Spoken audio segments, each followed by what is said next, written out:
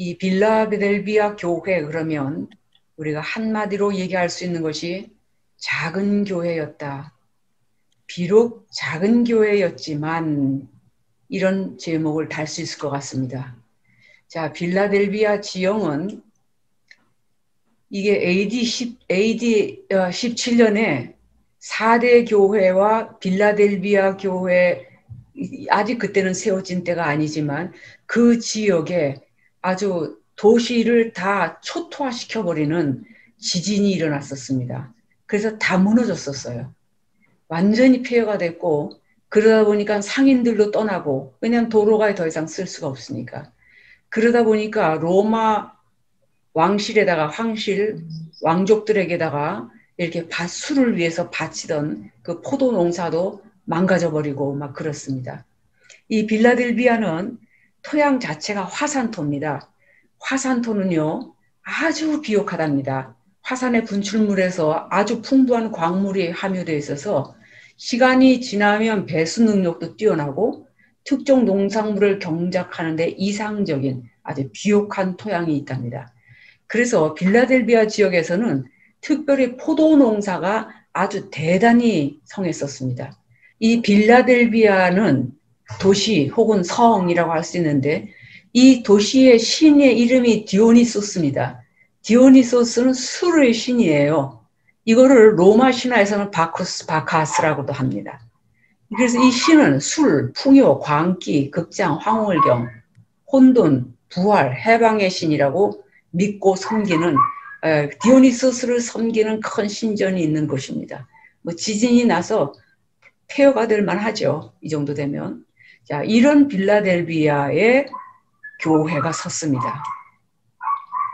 3장 7절 빌라델비아 교회의 사자에게 편지하라. 거룩하고 진실해서 다윗의 열쇠를 가지시니 곧 열면 닫을 사람이 없고 닫으면 열 사람이 없는 그가 이르시되. 이 말씀을 잘 보십시오. 빌라델비아 교회의 사자에게 편지하라. 이 편지는 사도 요한을 통하여 빌라델비아 교회의 아파스톨로스는 회당과 회당 사이에 공문서를 전달하는 아주 권위가 있고 그에게서 온 것은 공적 문서라는 확신을 갖게 하는 것. 그 정도로 되는 사람에게 편지하기를, 왜냐하면 그 아파스톨로스를 통하여 전달된 것은 그리스도가 친히 말씀하신 것이라고 할 수 있기 때문에. 자, 그렇게 말합니다. 다윗의 열쇠를 가지시니. 자, 여기서 보면 우리 이제 곧 공부하겠지만 그리스도의 자기 계시가 나타나죠. 제가 이렇게 본문을 두고 여러분하고 얘기하는 거는 본문을 볼 때마다, 여러분이 성경을 볼 때마다 이런 식으로 이렇게 내용을 숙지해 가면서 스스로 찾아가면서 읽어야, 그래야 여러분의 것이 됩니다. 자, 거룩하고 진실하신 분이라고 얘기했고 다윗의 열쇠를 갖고 있는데 그 열쇠를 갖고 있는 능력이 뭐냐면 열고 닫는 권세라는 거. 자, 이렇게 말씀하고 있죠. 그래서 그리스도의 자기소개를 보면 그가 이렇게 얘기하십니다. 거룩한 이다. 진실하신 이다. 자, 이것은 거룩하신 이다 혹은 참되신 이다 같은 말입니다. 거룩하다는 것은 하기어스, 진실하다는 것은 알레테이너스, 이렇게 얘기를 합니다. 이제 목사님들은 이 두 단어에 대해서는 그냥 너무 잘 아시고 익숙해지십니다. 특별히 여기서 하기어스라고 말하는 이 거룩하신 이라는 것은 구약적 언어로 그리스도, 메시아를 묘사한 것입니다. 그래서 이 거룩하신 이가 가라사대 했을 때는 구약의 배경 안에 나타나신 하나님, 성부 하나님, 성자 하나님, 성령께서 그가 자기를 계시하시는 가장 중요한 소개가 나는 거룩한 자다라는 것입니다. 거룩하고 거룩하고 거룩하시도다. 이게 하늘의 네 생물이 하나님을 밤낮으로 찬양할 때 쓰는 후렴구 같은 거죠. 자, 그래서 그리스도가 자기를 소개하시면서 지금까지는 이렇게 어마어마한 이름으로 자기를 나타내시지 않으셨어요. 에베소, 서머나, 버가모, 4대까지. 그런데 이 빌라델비아 교회 안에서만은 특별히 하나님의 자기 묘사가 그리스도가 자기를 소개할 때만 썼던 것을 넘어서서 그리스도와 자기가 구약의 하나님임을 나타내는 엄중한 자기소개를 하고 있습니다. 나는 거룩한 자다. 나는 진리다. 이렇게 설명하시는 겁니다. 진실한 이다라는 것은 나는 진리이다. 이렇게 얘기해요. 그러면 진실하시니 혹은 참되시니라고 말하는 것은 계시록 6장 10절에 볼 땐 이것 또한 하나님을 묘사할 때 쓰는 개념입니다. 그러니까 빌라델비아 교회에서 주님이 자신을 나타내실 때 그 교회에 자기를 계시할 때는 어떻게 계시되고 있느냐? 그는 교회의 머리로서 말씀하시는 정도가 아니고 그는 바로 그가 섬기시는 하나님 아버지와 동급의 위치에서 지금 자기를 소개하고 계십니다.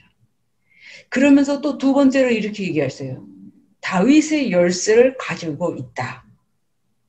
이 다윗의 열쇠라는 말을 보면 우리가 딱 느낄 수 있는 게 문을 열고 문을 잠궈버릴 수 있는 거죠.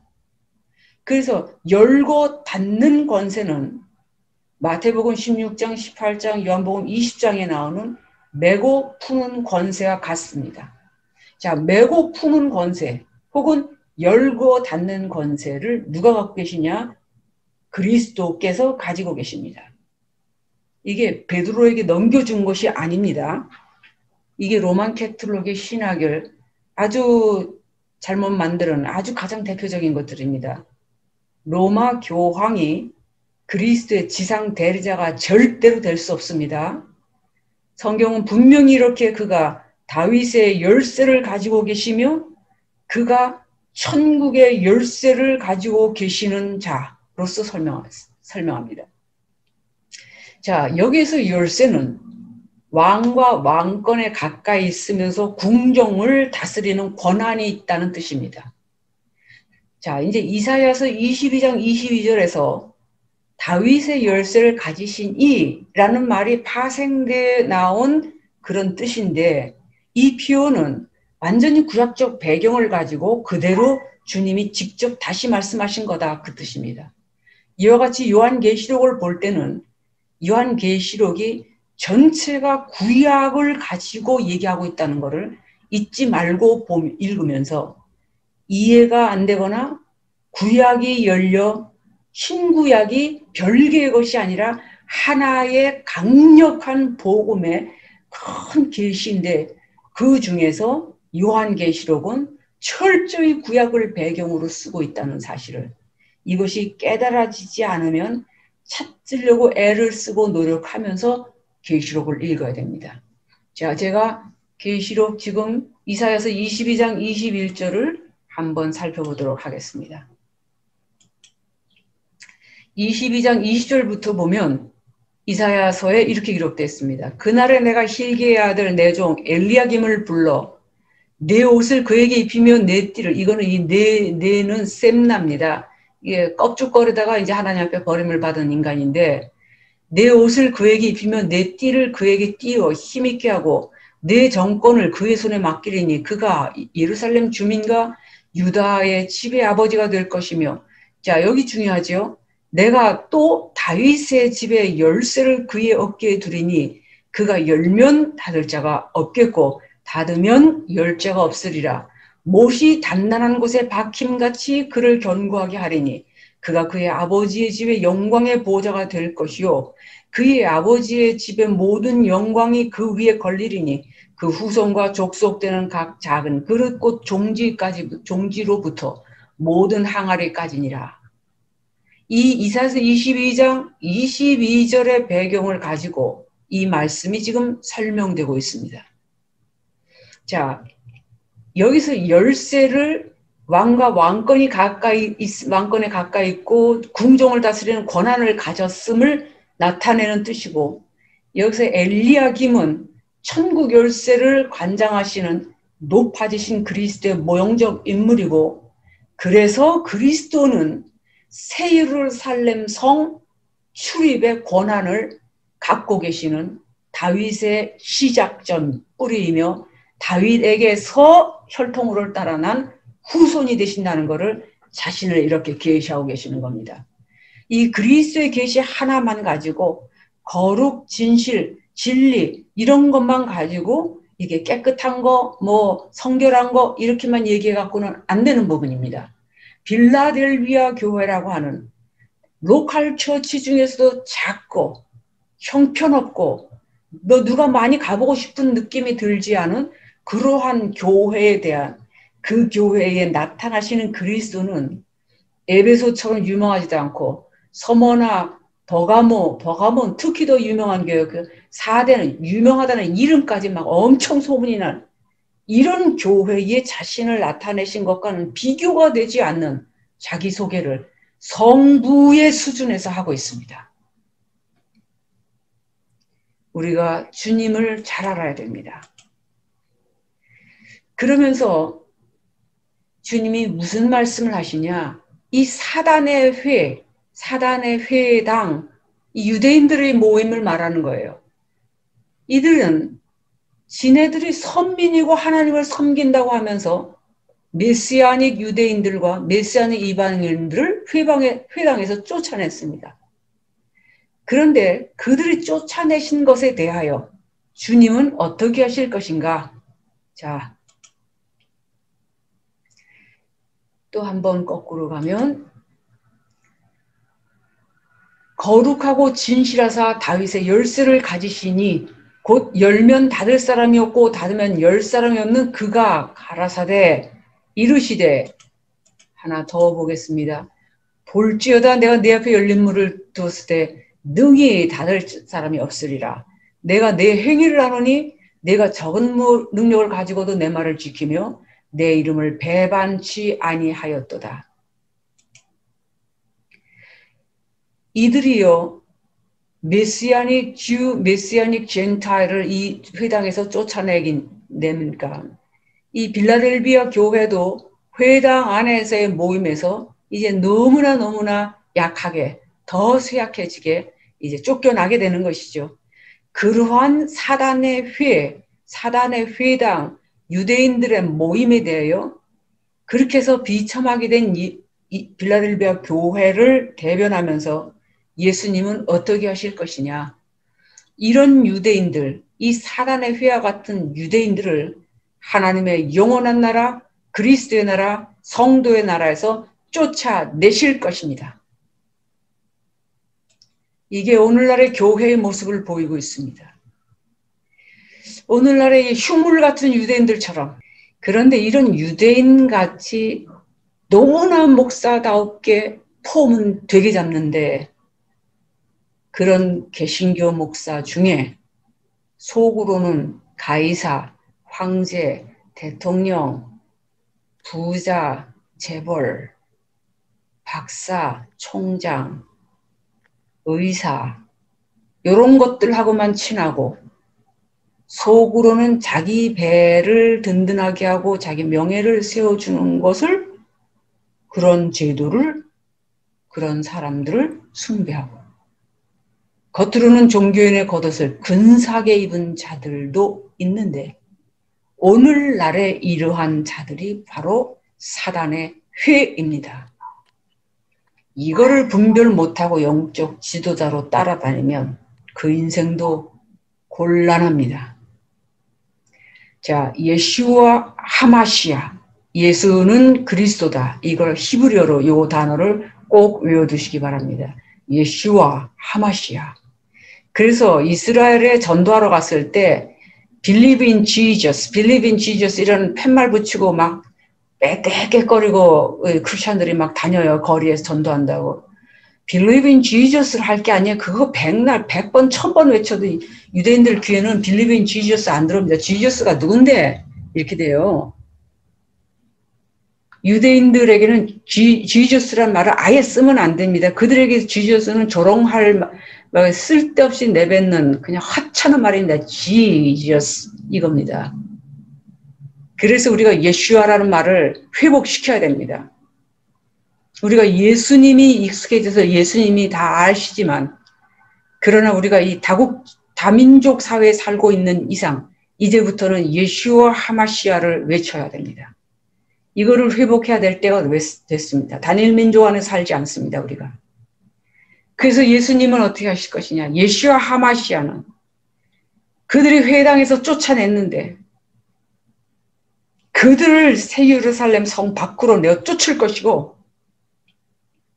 새 예루살렘 성문을 메시아닉 젠타일에게 열어주시고 거역하는 유대인들에게는 닫으시는데 한 번 예슈와 하마시아가 결정하면 열고 닫으면 그 결정을 절대로 바꿀 수 없습니다.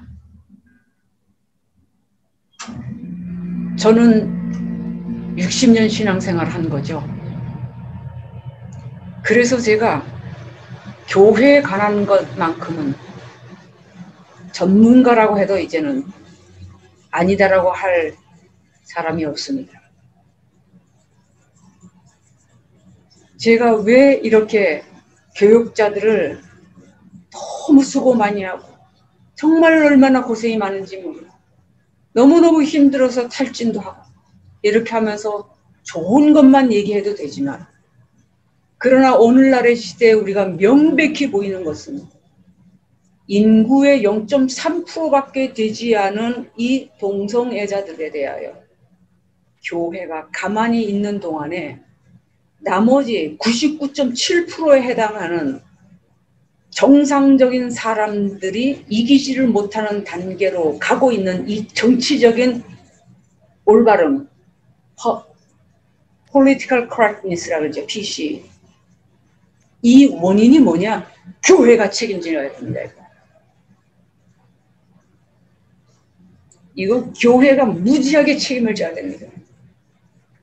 아마 심판날에 하나님의 교회 이 시대에 미국과 한국에서 소위 교권의 지도자였다는 사람들 이것이 국회에 통과되고 상원 하원에 통과되고 있는 동안에도 입 다물고 가만히 있고 아무것도 행하지 않은 지도자를 자처했던 목사들을 엄하게 심판하실 겁니다. 자, 우리가 아까 여기서 잠깐 봤던 것은 하나님께서 빌라델비아 교회에 대해서 말씀하실 때 이들이 적은 믿음을 가지고도 작은 능력을 가지고도 내 말을 지키고 내 이름을 배반치 아니하였다라는 말씀하십니다. 볼지어다 이게 이두 아까 설명할 건데 있다가 내가 네 앞에 열린 문을 두었어요. 이것이 첫 번째 주님이 주신 하나님의 보상입니다. 삶에서의 보상입니다. 내가 네 앞에 닫힌 문을 두어서 숨 터지게 하는 것이 아니라 내가 네 앞에 네가 지금 많은 어려움과 박해와 환난 가운데서도 경제적 궁핍 가운데서도 힘들게 있으면서도 내 말을 지키고 내 이름을 배반치 아니었구나. 그래서 문을 열어주셨습니다. 숨이 확 트이도록. 이 환경의 문을 열었고 영적인 문을 열었죠. 내가 열었으니 내가 너에게 복을 주기로 작정하였고 너의 기도를 신원하였으니 이것을 막을 자가 없다. 그 말씀하시는 겁니다. 내가 네 행위를 아노니 내가 작은 능력을 가지고도 내 말 지키고 내 이름을 배반치 않았구나. 이두 보라. 이거는 불변사라고 합니다. 헬라어로는 이게 변화되지 않는 봐라 볼지어다 내가 네 행위를 안다. 여기서 행위를 안다는 거예요. 이런 말을 들으면 우리는 조금 섬뜩합니다. 안 찔리지 않는 사람이 어디 있어요. 성경에서 이런 말 볼 때마다 사슴이 한번 콩 하고 뛰고 찔리지 않는 사람 한 명도 없습니다. 그러나 지금 여기서 이 말씀을 보면서 우리가 담대해야 될 것은 주님과 관계가 올바르게 되어 있으면 내 행실은 선하게 될 수밖에 없고 정죄와 실수가 있다 하더라도 정죄와 판단은 없고 주님의 격려만 있는 관계 안에 있다는 것입니다. 이것이 내가 내 행위를 아노니 할 때 너 떨지 마. 너 겁먹지 마. 내가 너 정죄해서 때리려는 것이 아니야. 내가 네 행위를 알아. 네가 모든 생각을 나에게 집중시켜. 네가 나와 관계가 제대로 됐는가를 늘 살피고, 그래서 할 수만 있으면 선하게 하려고 하고, 할 수만 있으면 남을 정죄 안 하고 비판 안 하려고 하고, 할 수만 있으면 격려하고 세워주는 일을 말하고 행동하려고 한 거, 내가 네 행위를 알아요. 주님이 지금 그렇게 말씀하시는 거죠. 이 미국에 있는 이 조그만 교회들 사진을 제가 옮겼습니다. 진짜 작죠? 이 조그만 교회. 들어가서 몇 명 앉아서 기도만 하고 나올 수 있는 교회. 이게 실제로 교회입니다. 미국 시골에. 그러면서 이렇게 말씀하세요. 네가 가진 것이 있다. 에코. 여기 2인칭 단수라고 쓰였죠. 그리고 능동태입니다. 수동태가 네가 가지게 된 것, 이게 아니라 네가 갖고 있는 거예요. 능동태입니다. 네가 그냥 싫은데 강권적으로 너에게 줘. 이게 아닙니다. 우리가 지금 신앙생활에 크게 잘못 배운 것 중에 하나가, 나는 아무것도 안 하는데 하나님이 나에게 강권적으로 이것도 주시고 저것도 하라고 그러고, 그래서 뭘 했고, 이거 아닙니다. 하나님은 우리 인간의 의지를 넘어 강권적으로 하시는 분이 절대로 아닙니다. 우리 인간의 의지를 넘어 선악간에 행하는 분이 아닙니다. 하나님은, 마귀는 우리 인간의 의지를 넘어 어떻게 하든 정복하고 조종하려고 드는데, 이것이 바로 어둠의 영의 역사로 역사하는 은사자냐, 하나님의 성령으로 역사하는 은사자냐를 구분하는 기준입니다. 자기 손아귀에 넣고 휘둘러서 교회도 자기 마음대로 조종하려고 들고, 자기가 어떤 월권을 행위를 한다는 것도 모르고 대단한 영적 권세가 있어서 내가 시키는 대로 해, 까불지 말고, 이러고 좌지우지하려고 하는 것, 그가 예수 이름으로 행하는 모든 은사적 영역이 있다 하더라도 그는 근본적으로 마귀에게 속한 짓을 하고 있는 겁니다. 자, 네가 가지고 있는 적은 능력이에요. 제가 적은 능력 꼬리표를 3개를 달아놨습니다. 너는 적은 능력을 갖고 있어. 그럼에도 네가 복음을 이방 누르고로부터 지켜냈구나. 네는 적은 능력을 갖고 있구나. 그런데도 불구하고 네가 내 이름을 배반치 아니했구나. 너는 사대 교인들과는 다르네. 내가 네 행위를 아는데, 너는 사대 교인들, 살았다는 이름과 명성이 퍼져 있는 그 교회 교인들과는 다르다. 너는 나를 부인하지 않는구나. 마태복음 10장 32절에 그래요. 네가 나를 부인하면 나도 너 부인할 거야, 아버지 앞에서. 네가 나를 시인하면 나도 아버지 앞과 천사들 앞에서 너를 시인할 거다. 너는 작은 능력을 가졌구나. 너는 별 볼 일 없는 교회를 알려줬구나. 너는 사회적 등급이 낮은 교회를 알려줬구나. 담임 목사도 신통치 않고 영빨도 없다고 알려줬구나.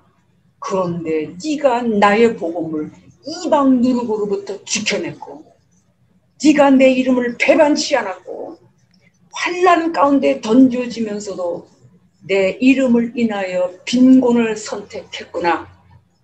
그래서 여기에 내가 네 앞에 열린 문을 두었다고 하는 이 말은, 내가 이기는 자에게 상 주겠다는 그 상 먼저 나옵니다.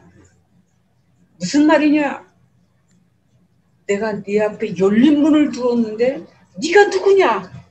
이 열린 문이라는 상을 먼저 받는 너는 누구냐?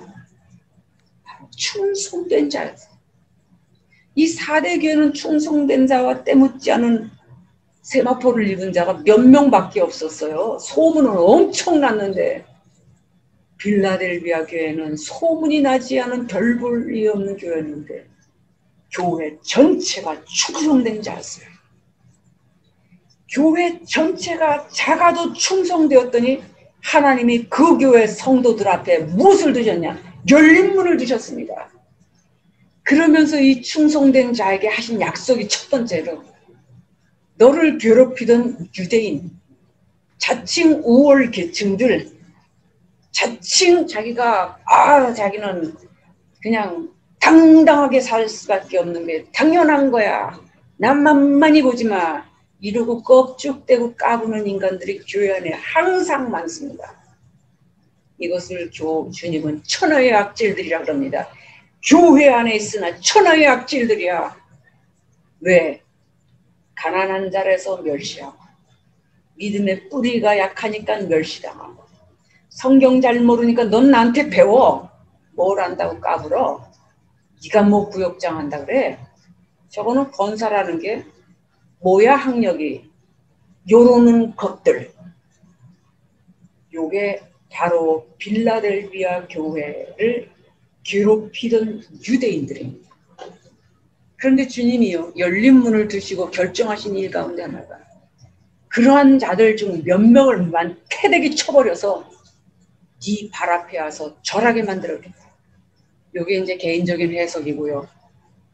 조금 크게 해석을 하면 유대인 중 몇 사람을, 유대인 중 유력하고 강력한 영향력이 있는 자들을 꺾어 그리스도에게 돌아오게 만들어 하나님께서 유대인들도 사랑하신다는 것을 보여주시는 하나님의 역사를 이루신다. 이렇게 또 해석할 수가 있습니다. 그래서 이 충성된 자에게 두 번째 약속하신 것이 시험의 때를 면하게 해주겠다. 지금 요 2번 부분이 앞으로 심각하게 논쟁이 돼야 되고, 현재 가장 심각한 논쟁인 환란 전 7년 전에 휴거된다, 환란 후 휴거된다, 이 두 가지 신학적 논쟁을 이제 일으키는 요 말씀 한 구절입니다.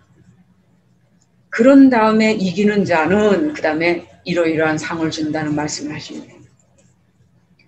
보라, 사단의 회당 곧 자칭 유대인이라 하나 그렇지 않고 거짓말하는 자들 중에서 몇을 내게 주어 그들로 와서 내 발 앞에 절하게 하고 내가 너를 사랑하는 줄 알게 하리라. 자칭 유대인이에요. 이거 오늘날 해석하자면 뭐 이것저것 할 것도 없습니다. 너무 간단해요.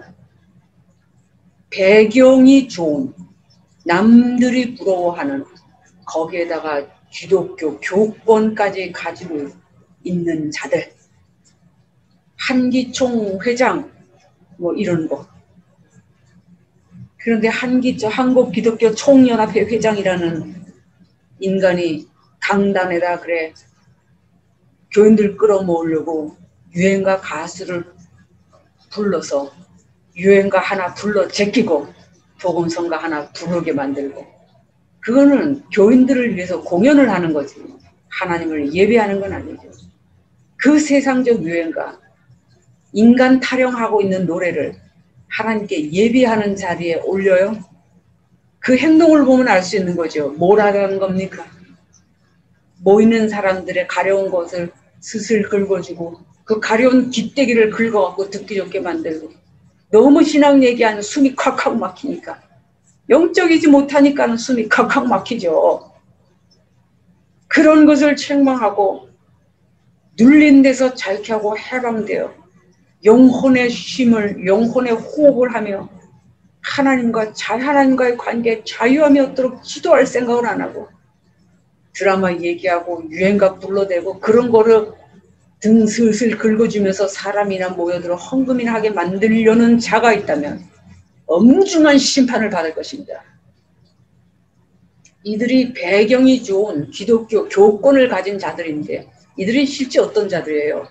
그러나 주님이 보니까 사람의 마음의 상태와 언행을 보시는 주의 눈으로 보니까, 불꽃 같은 주님의 눈으로 보니까 이들은 메시아를 거부하고 모세의 글, 선지자의 글대로 오신, 세상에 오신 그리스도를 믿는 하나님의 성도들을 박해하는 사탄에게 속한 자들이더라는 거죠. 이들이 바로 표면적 유대인이고 표면적 기독교인이고 표면적으로 누가 봐도 그렇게 생겼어. 목사님처럼 생겼어. 상당히 보기 좋고 뭐 그 정도 들어야 된다는, 그런 말을 들어야 된다는 걸 굳이 반대하는 건 아닙니다. 그러나 더 큰 문제는 이겁니다. 이면적 유대인이 되지 못하고 이면적 기독교인이 되지 못하고 이면적 목사가 되는 영권을 가지고 있지 못하다는 사실이에요. 내면 안에서 마음의 할례를 받은 자가 없어요. 받은 적이 없어요. 마음 가죽을 베고 고집과 악습을 끊어버리고 새 마음으로 새 피조물 된 자다운 삶의 선함을 가지고 산 적이 없어. 마음속에서 돈 벌 생각이 나. 헌금 잘 낼 것 같은 교인들에 대해서는 만면의 미소를 띠고 온갖 친절을 다 펼쳐. 교회 안에서도 차별을 두는 그러한 어리석은 목사들은 표면적 기독교인들, 평신도들도 무섭게 책망받아야 될 일인데 목사들이 이런 수준에서 사단의 회라고 하나님이 보신다면 어떻게 할 거예요? 지금 한국에요. 한국 목사들이 주도가 돼서 평등법을 통과시킨다고 난리를 시키고 있습니다. 동성애자가 무슨 죄냐? 그러면 뭐야? 뭐라고 말할 거냐 너는? 자, 여기서 주님이 하신 말씀, 이들을 내가 내 앞에 열린 문을 둘 것인데, 그래서 이게 그들 중에 며칠 그냥 확 패대기 쳐서 네 발 앞에 절하게 만들 거다.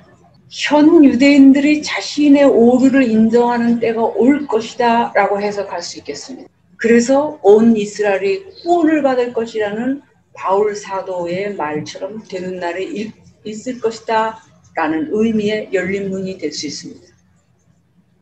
그리고 주님이 하신 말씀에 내 발이 아니라 네 발 앞에 절하게 만들겠다.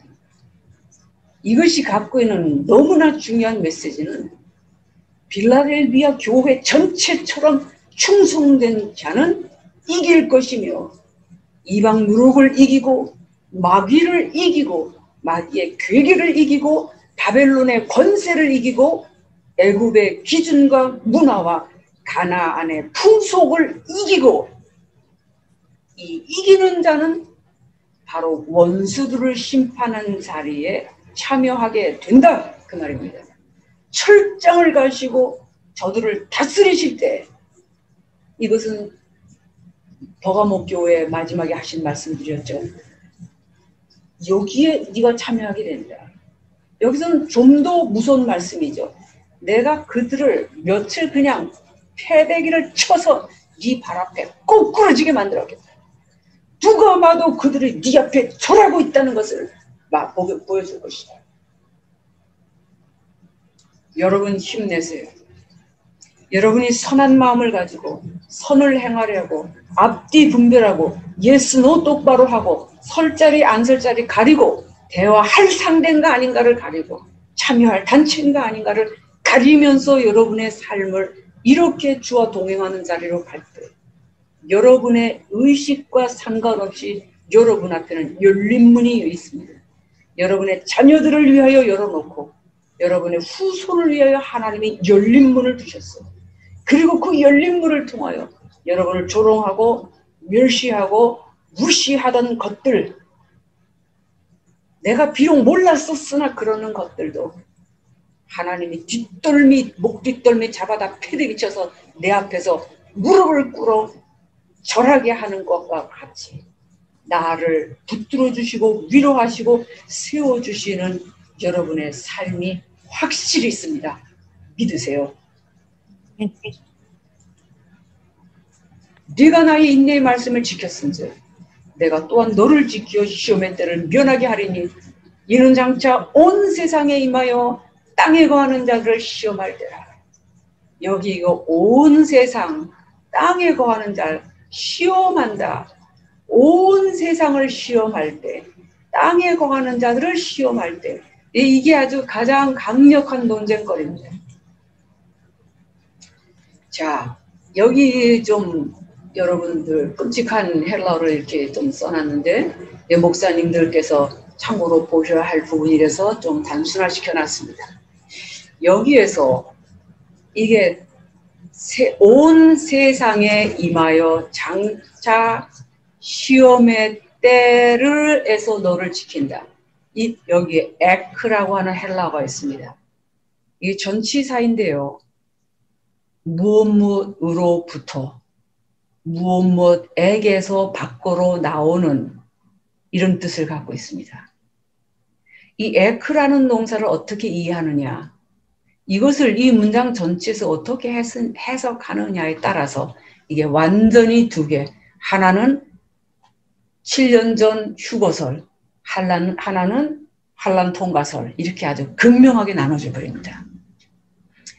자, 우리 여기서 빌라델비아 교회에 이 말씀을 하셨다는 걸 알아야지 돼요. 이게 개판으로 살고 있는 라오디게아 교회 하신 말씀이 아닙니다. 무슨 말이냐? 내가 너를 이렇게 해서 지켜주겠다라는 약속은 빌라델비아 교회적 신앙 안에 그들의 영적 상태와 동일하게 같은 믿음 안에서 같은 주에 대한 같은 충성심을 가지고 있는 자들에게 하신 말씀입니다. 이 문단 안에서 이해해야 하는 것은 빌라델비아 교회 성도들의 행동과 예수님이 행동하는 것과의 관계, 연계성이 있는 것을 봐야 됩니다. 그들의 주의 복음을 충실하게 지켰고 주의 복음이 혼잡해지지 않도록 이방 누룩을 배제해버렸고 그리고 그의 이름을 위하여 그리스도께 철저히 복종했어요. 그랬더니 그렇게 하니까 그들의 그리스도는 그들을 지켜줄 것이고 보호할 것이다 라고 약속하셨어요. 이것을 알지 못하고 사는 거는 개떡같이 살면서 믿음도 개떡같이 믿음하고 사역은 그지 발사기같이 하는 목사가 이 그리스도가 지켜줄 것을 지켜준다 그랬으니까 지키라고 빽빽 소리 지르고 선포한다고 되겠습니까? 우리는 너무 잘못 배운 게 많아요. 우리가 못하니까 그리스도의 완전한 은혜를 입는 것은 사실입니다. 인간 스스로서 나는 것은 선한 것이 없기 때문에 그러나 주 안에 들어와서는 더 이상 내가 사는 것이 아니요 내 안에서 그리스도가 사시며 나는 그에게서 듣는 말씀을 가지고 그 말씀에 내 믿음을 합하여 삶을 사는 거예요. 나와 그리스도 안에서의 내 행동의 결과와 그리스도의 내 안에서의 내면의 행동 간의 연계성은 반드시 있습니다. 속은 마귀적인데 하나님이 그에게 열린 문을 두었다면 그 열린 문은 불못으로 들어가는 열린 문입니다. 이 속에서 그리스도의 심정으로 살고자 애쓸 때 하나님이 그에게 열린 문을 두셨다면 그 열린 문은 그 사람을 존귀하게 만들고 그 삶의 질을 높이며 영광스럽게 사여주시는 복이 되는 길입니다. 자, 여기서 우리가 또 하나 이 헬라어를 원어로 써놓지 않을 수가 없는 게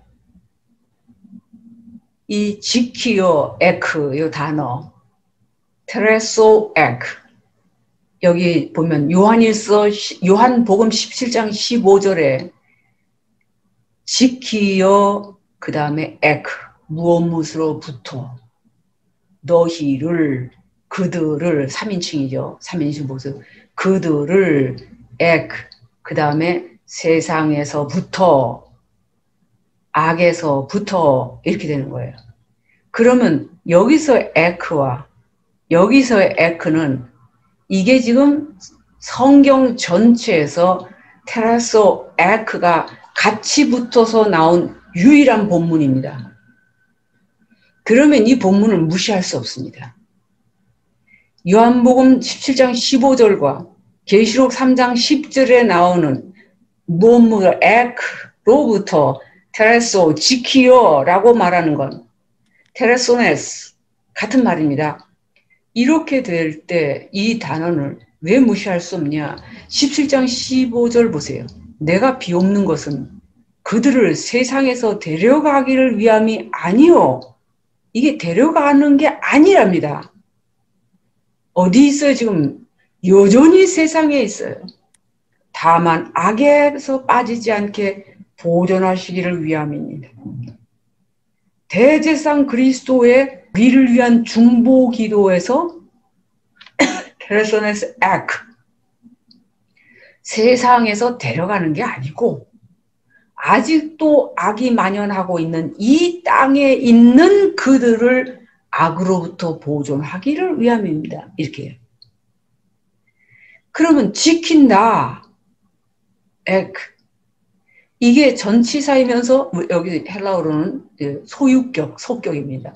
무엇으로부터 소유격에 여러 가지 뜻이 있어서 다음 페이지에 보겠습니다.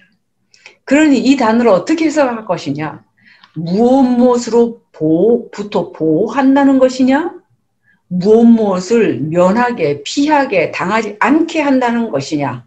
이게 이렇게 해석이 나눠짐으로 인해서 신학에 완전히 극과 극의 신학이 나온 겁니다. 자, 시험의 때는 언제냐? 마지막 시험인 것은 분명하죠. 온 세상에 임하는 시험입니다. 이거는 10일 동안 환난을 겪은 서머나 교회가 겪은 시험과는 아주 양상이 다릅니다. 왜? 서머나 교회의 10일간의 환난과 시험은 로컬에서 일어난 짧은 기간 안에 어떤 사건들이지만 이 빌라델비아 교회에서 하시는 말씀은 마지막 때 온 세상에 임하는 시험이라고 봐야 됩니다. 또한 온 세상이란 이 단어도 계시록에 딱 2번 나오는데 어디 나오냐?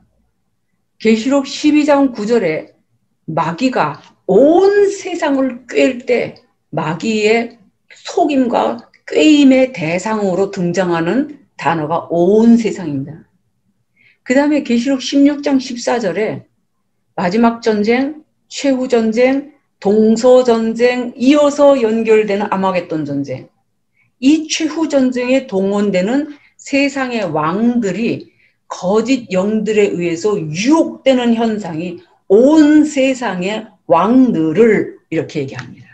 그러니까 온 세상이라는 것이 이렇게 전체적인 구도 안에서 요한계시록에만 지금 빌라델비아, 그 다음에 계시록 12장, 하늘의 두 이적, 계시록 16장, 동서전쟁에 이렇게 3번, 세상 전체와 관계된 데서만 나오는 겁니다. 그러므로 온 세상에 임하는 땅에 거하는 자들에게 임할 이 시험의 때에 대하여 이거는 마지막 때의 시험이라고 해석할 수 있는 것이고 그 다음에 그거로부터 테레소 보호한다. 면하게 할 것이냐. 자, 온 세상이 이런 때, 시험의 때는 이때며 온 세상은 이런 내용을 갖고 있고 땅에 거하는 자들 이를 시험할 때인데 땅에 거하는 자들은 다른 말로 말하면 여기서 말하는 온 세상이기도 하고 그리고 이것은 곧 하나님의 원수들을 얘기하는 것이다. 온 세상에 거하는 자들에게 무섭게 때리기는 시기가 도래한다 할 때 그때 하나님이 그 시험을 너희가 하도록 해준다는 것은 시험을 면제하는 것이 아니고 시험의 와중에서도 보호한다는 뜻을 의미합니다. 반역자들의 재앙으로 형벌받는 동안에 하나님의 성도들은 철저히 보호받는다. 어디서? 이 땅에서. 이것이 성경에 2번밖에 나오지 않은 무엇으로부터 지키어라는 단어가 붙어서 나오는 본문 2가지. 요한복음 17장 15절과 요한계시록 3장 10절에 이 말씀을 한꺼번에 봐서 해석할 수 있는 부분입니다. 한꺼번에 봐야 됩니다. 왜? 요한계시록이나 요한서신이나 전부 사도 요한이 기록한 겁니다. 그래서 이거는 때, 시간이나 호라스라는 시간이라는 때입니다.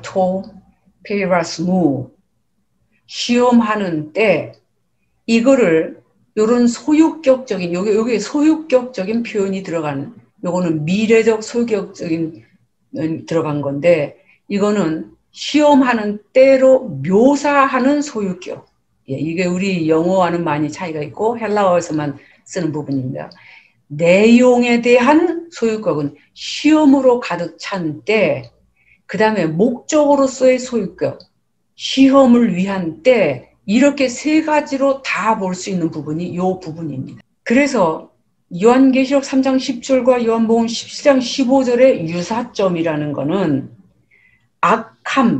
악한 세상, 온 땅에 거하는 자들, 악한 자들, 하나님의 원수들로부터 보호가 예수와를 따르는 사람들을 시험하는 때라는 말과 함께 17장이 시작되기 직전 16장에서 세 번 그 의미가 연관되어 있습니다.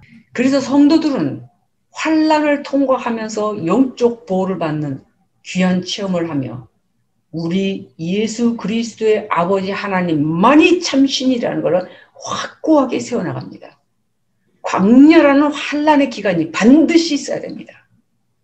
메마르고 거칠고 살기가 어려워서 숨쉬기도 어려워 힘들어하고 어디 누워서 쉴 데도 없고 그냥 죽여달라고 빽빽거리고 소리 지르고 싶은 목구멍까지 올라오는 그런 환경을 통과하면서 내 인생의 삶의 환경이 광야처럼 되어 있어서 광야교회처럼 그들이 광야교회가 무서운 광야를 통과했던 것처럼 그것도 40년이나 이런 과정을 통하여 우리가 어떻게 되느냐. 다니엘서 12장 1절과 10절 많은 사람이 연단을 받아 스스로 정결하게 되며 쉬게 될 것이지만 악한 사람은 악을 행하리니 악한 자는 아무것도 깨닫지 못하되 오직 지혜 있는 자는 깨달으리라.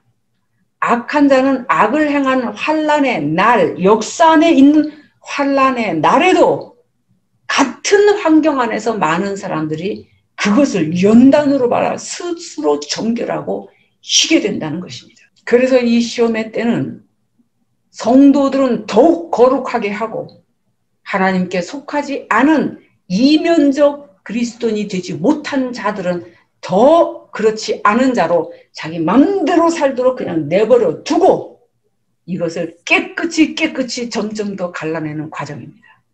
내가 속히 오리니 11절 내가 가진 것을 굳게 잡아 아무도 내 멸관을 빼앗지 못하게 하라. 자, 이런 약속의 말씀을 지금 누구에게 주셨냐? 빌라델비아 교인입니다. 빌라델비아 교인들의 삶의 지금 정황이 어떻습니까? 박해를 인하여 삶이 불확실합니다. 무슨 일이 지금 외부적으로 환경적으로 올지도 몰라요. 그리고 내부적으로는 강력한 능력, 폭발하는 능력을 갖고 있지 않습니다. 그 믿음이 적고 그러므로 적은 능력밖에 없는 연약함이 내면적으로도 갖고 있는 것이 이들의 실제 상황이며 특징입니다. 딱 우리 같지 않습니까? 우리는 박해가 없다는 것뿐이죠. 그런 우리에게 주님이 뭘 말씀하셔요?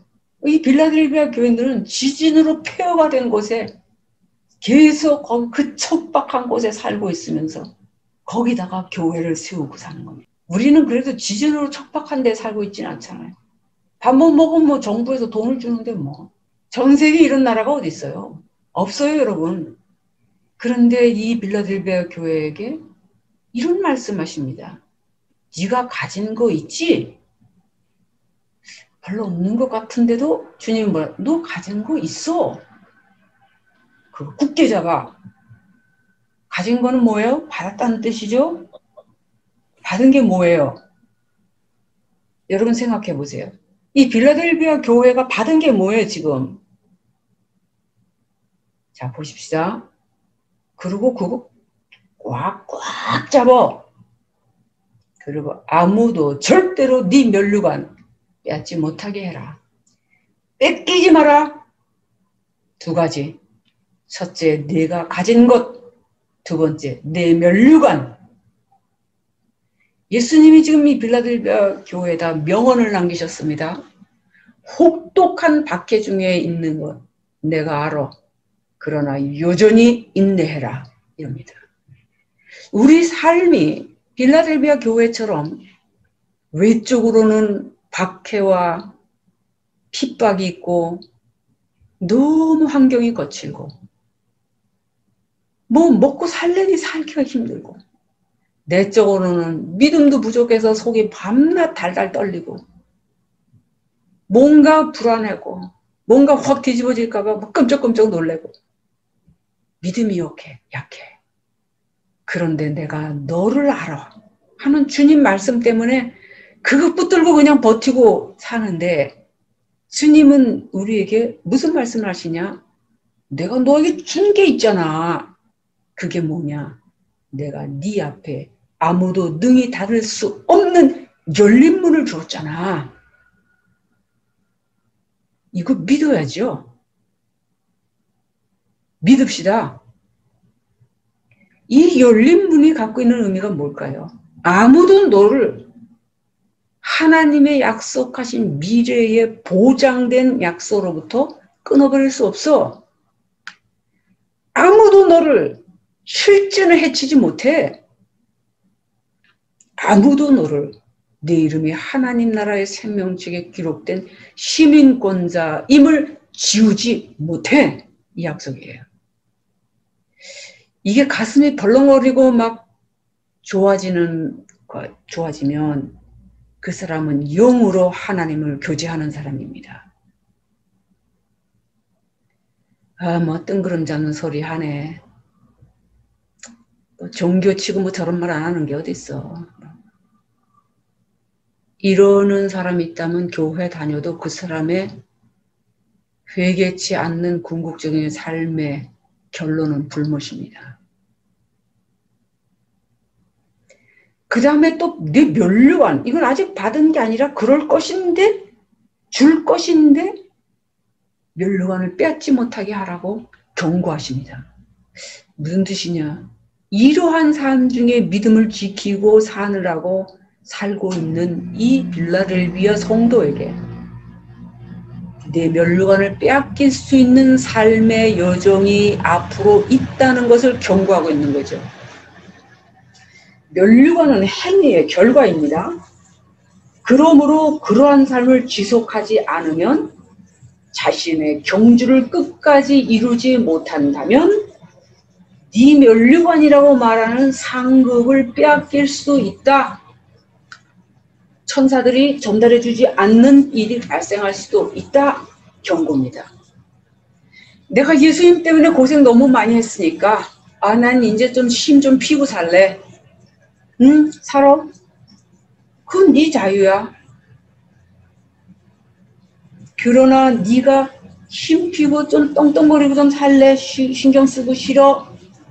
그렇게 해서 네가 사단의 회라고 불리는 저 그룹의 문화와 질서를 동경하고 돌아간다면 그때는 면류관을 빼앗기는 것으로 끝나는 게 아니고 네 앞에 문이 닫히는 것은 물론이거니와 네 삶이 내가 멸망시킨 사단의 회 동일하게 될 수도 있다는 것을 경고합니다. 내가 이만큼 했으니까 예수님도 좀 양심 있으면 좀 알아야지. 이런 인간들의 생각보다 많더라고요. 하나님 기억해 주세요. 요거는 보석 하나. 나 요거 착한 일 했어요. 요거는 보석 2개. 나 이러는 여집사 하나 본 적이 있어요. 그 보석이 뭐예요? 그러니까 천국에서 내 집에 지을 거. 그러니까 예수님이 모를까봐 그게 해놔. 예수님한테 계산은 분명히 해야지. 난 이런 집사를 봤어요. 내가 내 눈으로 봤어요. 내 앞에서 얘기했으니까. 그런데 목사들도 그런 목사들이 있더라고요. 주님 꼼짝 못하게 11조로 선불로 내놓으라 그래요. 난 이런 목사를 봤어요. 약간 놈아, 그리고 비싸되게 맞지 않으려면 그 목사 빨리 회개해야 돼요. 뭐 너무 오래돼서 지금 살아있는지도 모르겠어요.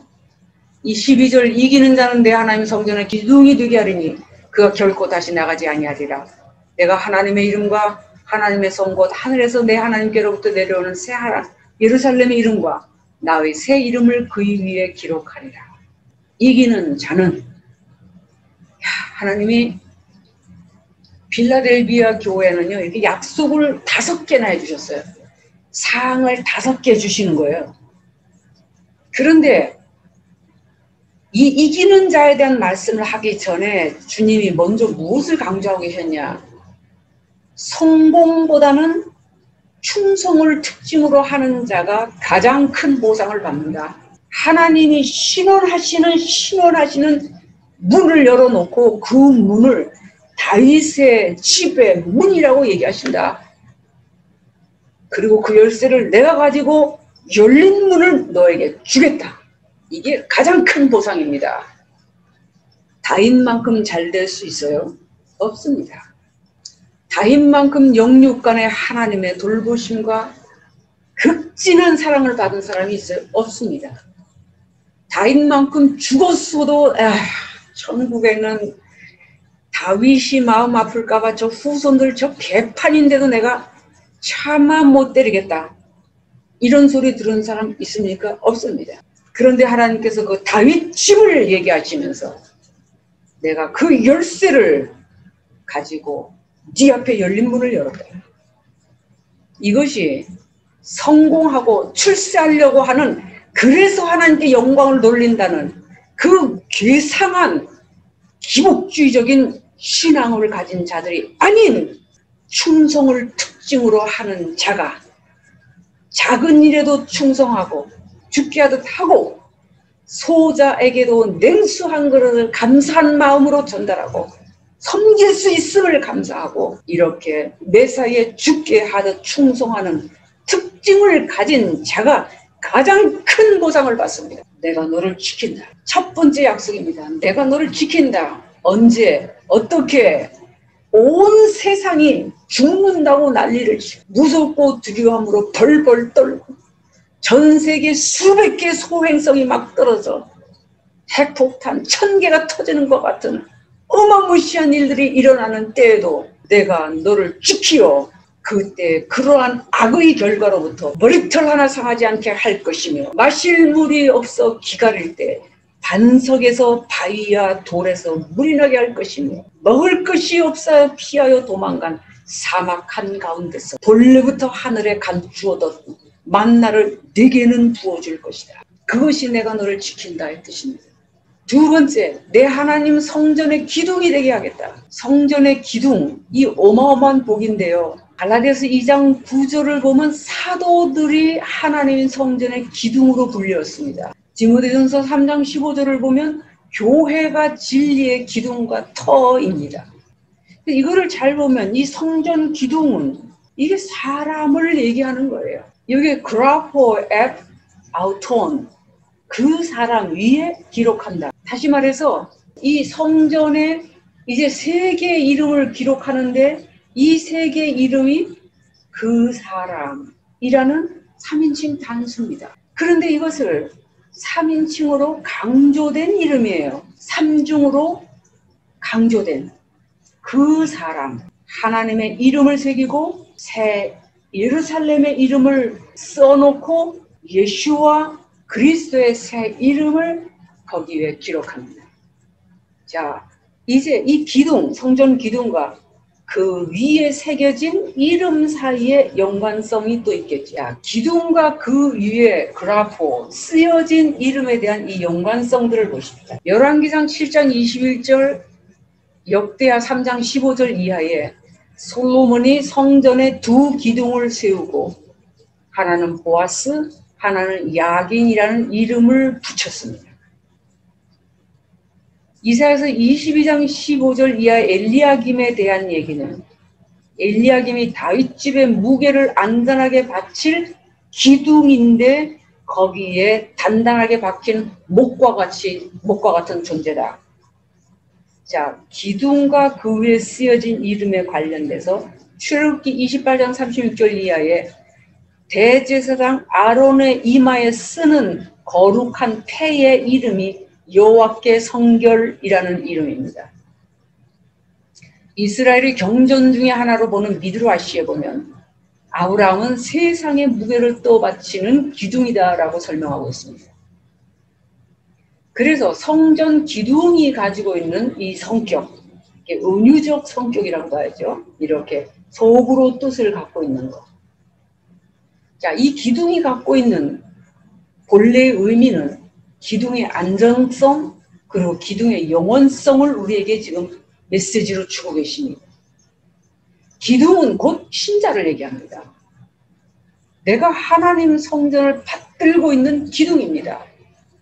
나와 같은 기둥들이 모여서 하나님의 성전이 되는 것이죠. 그것이 교회입니다. 그것이 한 사람이기도 합니다. 유기체로 모어져 있습니다. 그리고 그 기둥, 그 신자 한 사람 한 사람 위에 기록된 하나님의 이름이 있습니다. 이것을 은유적 표현해서 조금 깊은 내용으로 본다면 사실 새 예루살렘 성 안에는 성전이 없습니다. 계시록 21장 22절에 보면 주 하나님 곧 전능하신 이와 어린 양이 성전이세. 전능하신 하나님의 모든 영광이 어린 양이라는 등 안에 있습니다.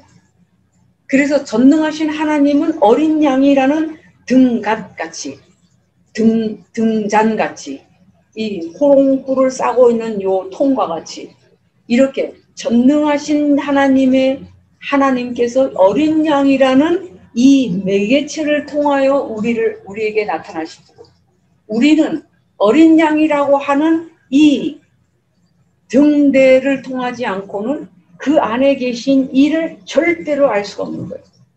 그래서 하나님은 믿어지는데 예수는 못 믿겠다라는 사람에게는 구원이 없습니다. 또한 성전의 기둥은 성도들이 최후의 그 나라, 그리스도의 나라 기업으로 상속할 바로 그 나라에서 차지할 영원한 초소에 대한 하나의 은유 혹은 숨겨진 비유의 뜻으로 말할 수도 있는 겁니다. 이 12절 한 구절에서요. 내 하나님의 라는 말 테오 무 이름입니다. 무 나의 테오 하나님 나의 하나님이라는 이것만 4번이 언급되어 있어요. 내 이름과 하나님의 이름이 크게 써있다. 이런 말씀들이에요. 자, 이제 이기는 자에게 이렇게 5가지로 약속하시는 것들에 하나님이 나에게 그의 이름을 붙여주시는 가장 귀한 뜻이 뭘까요? 네가 곧 나다. 이건 더 쉬운 말로 말할까요? 네가 하나님이야. 너는 하나님처럼 되려고 몸부림칠 게 없어. 너는 이미 하나님이야. 이거 말 이해 못하는 귀지 같은 인간들이 그들이 무식한 겁니다. 지금 하나님이 나에게 그 이름을 붙여놨어요. 이것의 이름은 이 이름이다. 이것이 안 믿어지시면 안 됩니다. 이것이 믿어지셔야 됩니다. 그리고 이렇게 나에게 그의 이름을 써놓으시고 붙여놓으신 하나님의 은혜에 합당한 삶을 살고자 날마다 결단하면서 새로운 삶을 살아나가고자 할 때 내 마음이 그러한 성량으로 자신의 삶의 방향을 굳건하게 지키고 나아갈 때 그 사람은 알게 모르게 그 안에서 하나님의 능력이 강성해지고 하나님 나라가 강하여지기 때문에 영계 소문이 납니다. 귀신들도 알아봅니다. 접근 못하지요. 성읍에 대한 것을 잠깐 살펴봐야 됩니다. 예루살렘 성에 대한 게 나오고 그 성의 기둥이 되게 하시는 일이 나옵니다. 자, 이거요. 봐요. 에스겔서 48장 35절에 보면 그 성읍 새 예루살렘의 이름은 여호와 삼마 여호와께서 거기 계시다라는 것입니다. 우리가 하나님의 이름을 받았습니다. 새 예루살렘이라는 성 혹은 성읍 그 자체의 이름이 뭐냐? 여호와 삼마 하나님의 이름이 붙어 있어요. 우리에게 그의 이름을 주셨고 우리에게 그 아들의 이름을 쓰셨고 우리에게 그리스도의 새 이름 아무도 아는 자가 없는 그 이름을 우리에게 주시는데 그것의 뜻은 뭐냐? 하나님의 실제, 하나님의 임재, 하나님이 존재하고 있는 그 상태를 내가 소유하고 있다는 뜻입니다. 그래서 내가 내 이름을 너에게 써주겠다. 네 이마에 너를 기둥 삼아 너라는 기둥에 내가 내 이름을 쓰겠다. 이렇게 말씀하시는 거는 내가 하나님의 임재를 소유하고 있는 사람이다. 주님의 새 이름을 우리에게 기록하신다는 거, 이게 엄청난 얘기죠.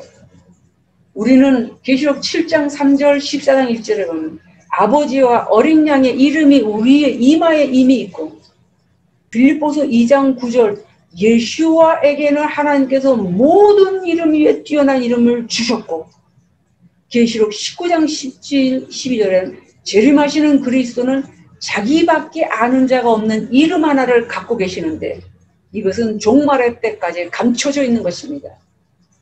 그런데 우리가 여기서 깜짝 놀라면서 소리를 버럭 지르고 할렐루야 해야 되는 것은 그리스도 자신밖에 알지 못하는 그 감추인 비밀과 같은 놀라운 이름을, 바로 하나님의 아들만이 갖고 계신 그 이름을 우리로 갖게 하신다는 사실이에요. 어떤 사람들에게 빌라델비아적 신앙을 가지고 작은 능력을 가지고도 작은 일에 충성하며 주의 이름의 명예와 영광을 위해 세상에서 존귀한 자라고 되려고 애쓰지 않고 주어진 삶의 자리 안에서 충성되게 모든 일을 죽게 하듯 하는 삶을 사는 자에게 그 이름을 주셔서 네가 곧 나다라고 말씀하시는 겁니다. 이러한 일을 짐승도 합니다. 이 적그리스도죠. 적그리스도의 별칭은 수시로 써놓는 이유는 익숙해지시라고, 이게 한 번에 안 됩니다. 짐승, 작은 뿔, 8째 왕, 뱀의 후손, 4째 짐승 나라의 통치자. 이 짐승도요, 자기를 따르는 자들의 이마에 그 이름을 써놓습니다. 여기까지 하겠습니다.